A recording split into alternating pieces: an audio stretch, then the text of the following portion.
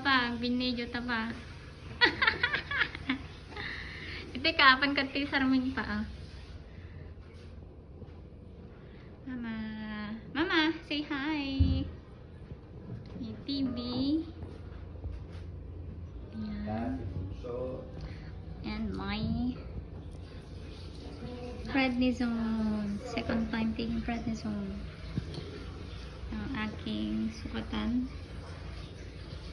And water intake and output. Si Emmeline na nagche-check ng kanyang bunganga. Nakabidyo ka, nakabidyo ka. No, nakalabubo.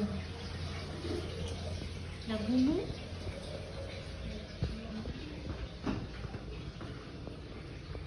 So, this is our last.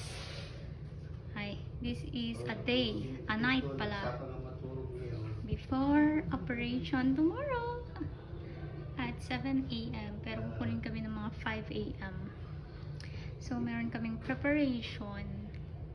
Yun, yung para maka-jebs. Then, by 11 AM, madedextrose na kami and fasting until tomorrow. So, nag-take na din ako anti-rejection.